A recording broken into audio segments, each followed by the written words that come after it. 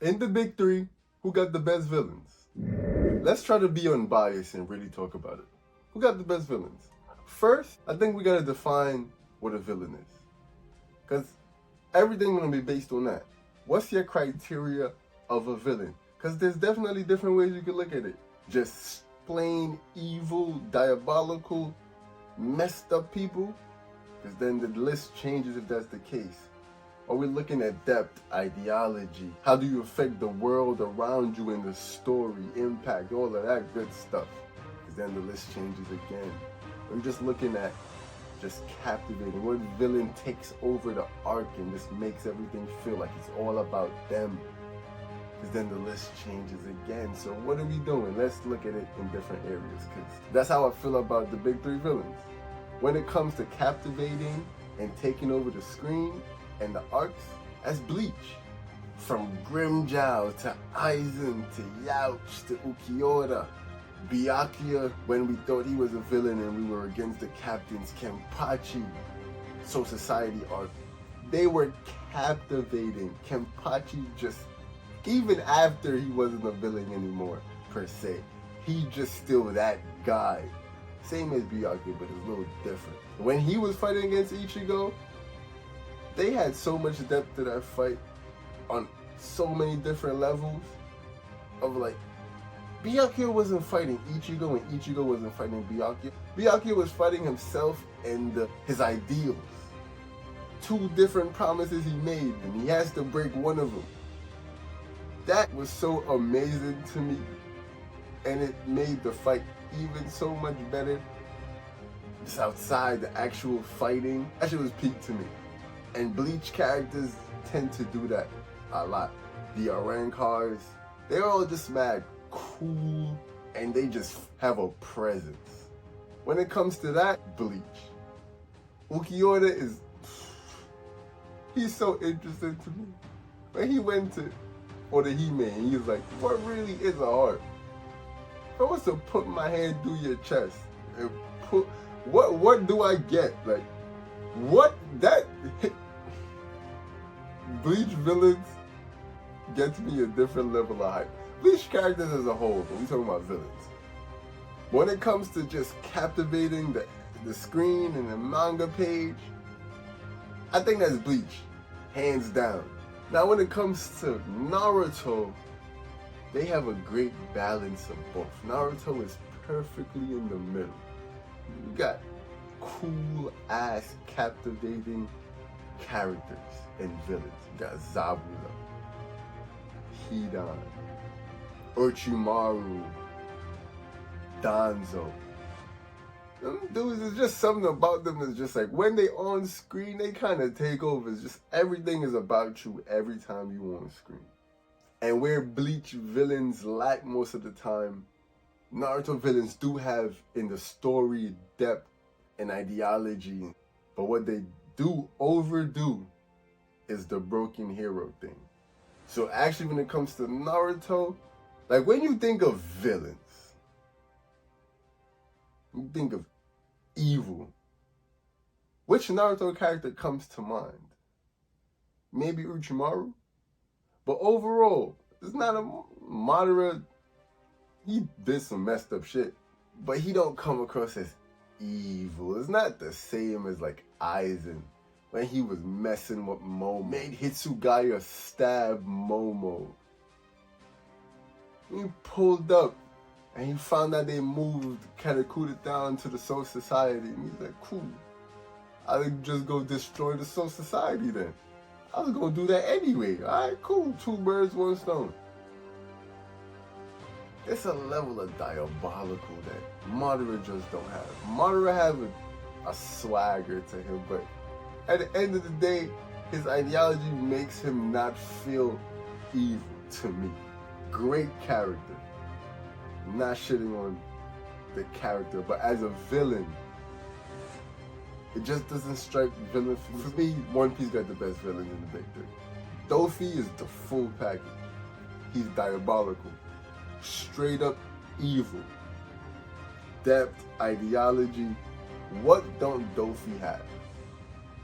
I know some of this is personal, like not everyone gonna like every character, but it's hard not to like or feel Dofy. That man is a savage. And when it comes to resumes, villain resumes, I think we have Aizen in the big three. We have Aizen, probably got the best villain resume. And then it's Dofy. That man was a problem for everybody. Even after he left, arcs later in Whole Cake Island, we see wars going on when German was introduced. You remember when German was introduced and why German was introduced? It was two countries that was like, yo, Joker ain't giving us weapons no more. What do? We turn to German because Dofy's out the picture. Remember when Dofy took over Dressrosa? When he took the good king that everybody loved and admired and had him killing his own people. And then his own guys, Dofy's own guys was coming to him like, yo, when are we gonna actually come in? He's like, not yet. They didn't lose everything just yet. They still have a little bit of hope. They gotta lose it all. Dofy a different type of animal. And then you have people like Bellamy, super underrated. Like, I know you just was like, Bellamy, what the hell? But of all the villains in One Piece, Bellamy is the only one that challenged the entire show of One Piece. What is One Piece about? Dreams and freedom. And Bellamy was like, screw all that shit, ain't no dream in here. What are y'all doing? Y'all out here playing pirates, looking for treasure. Screw your dreams. Screw your fantasies and your adventures. Bellamy directly went across everything One Piece is about. Directly opposed to the point that when Blackbeard was introduced, Bellamy had Luffy and Blackbeard on the same side. And Bellamy was the one opposing both of them when it came to ideology. Blackbeard was agreeing with Luffy like, hey, keep fighting on, brother. Dreams will never die. Bellamy's like, screw all that shit. Bellamy is amazing for just that. Overall, but just that aspect, I have a real appreciation for Bellamy. Even when he came back and he's like, yo, I'm going to die on my swords. I'm not going to turn around. I know Dofy used me, but this is the road I've chosen. I'm going to go down that shit willingly. So where One Piece falls apart is all the villains aren't always as captivating. Moria, who has a great story. I think Moria have the best untold story in One Piece. Like, you gotta deep dive and read some SBSs to put Moria's story together to understand how far he fell and how he's a one example of how most pirates in One Piece really don't succeed. All these niggas ain't living the dream. And looking at Moria's story, I actually realized some other stuff when you look at things in different aspects of characters like Ace. It's like, as great as Ace was successful, but Ace failed as a pirate, especially as a captain too. Ace was defeated and had to join Whitebeard. I didn't start looking at things like that until I realized Moria's fall from grace. So for that reason, for storytelling and depth, I got One Piece first. When it comes to villain resumes, I think they villain got the best resumes.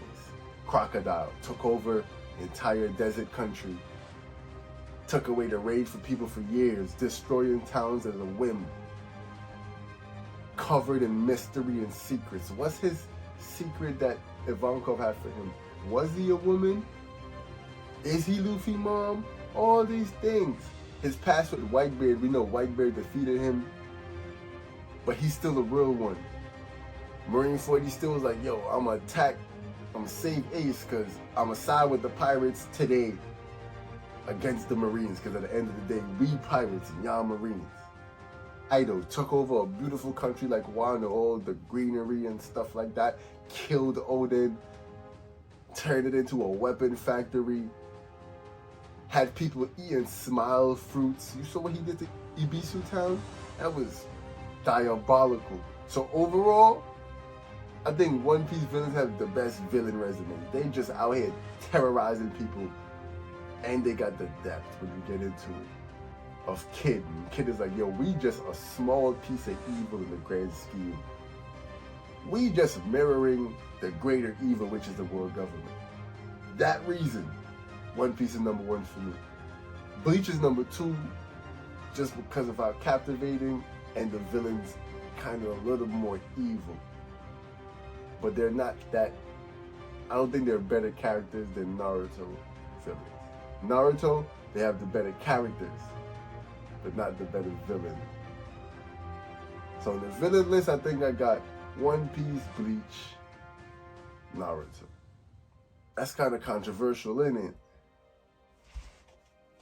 Because when I go down the list, I'll probably say Aizen is the best. If I take One Piece out of it, just Naruto and Bleach, I'll probably say Aizen, Madara. I can't put no Bleach villain over Pain. I don't think I could put any other Bleach villain over Orochimaru. I don't know. I feel like Bleach villains are better, but I don't think I can support that argument. Outside of just being captivative, I don't think that's enough for me to say you're a better villain. Even though I don't feel like it. Even though the broken hero thing, and I do agree that it's overused and it takes away from the villainry of the pain everybody talk about. That's one example. At the end, the pain in Naruto, bringing everybody back. Did that take away from the moment for you? Of like, damn, you remember the feeling you had when he killed Kakashi, destroyed the village, everybody's like, damn. Then everybody came back, it was like, but that feeling still remember what was. What, does it just wipe it all away? Or does he still get credit for what he did? I'm having a battle. But I feel like if I was in an anime courtroom and I had to make an argument for which one, I think I would have to say Naruto villains are better, even though they may not be as evil. They probably just check more boxes of ideology, depth, impact to the story. So yeah, I think that's a list. I think I got One Piece, Naruto, Bleach. What y'all think? Do y'all agree? So tell me your order. Who you got first, second, third? Tell me why. I'm reading everything. Lay it on me. Full detail. I know a lot of y'all probably don't have One Piece number 1, and it's probably because the villains aren't, as you don't feel the villains, they look goofy. I understand all that. Deep. When it comes to the depth of the story, I don't think you can disprove. Naruto, you can argue. Danzo has a hell of a story. A lot of people hate that guy. A villain that's probably not talked about enough. Especially when it comes to impact, because he had a great hand in the eradication of a clan, a mighty clan that had great impact to the story of Naruto. So Naruto, it depends, as I said in the beginning, what you looking at, what criteria you putting above overall. It definitely could change, but what's your list? Tell me what's your list, how do you feel about it? How do you feel about my explanations of things? Am I tripping? Tell me how y'all feel in the comments. Yeah, I know that you gon' say 'cause you need something real, for real.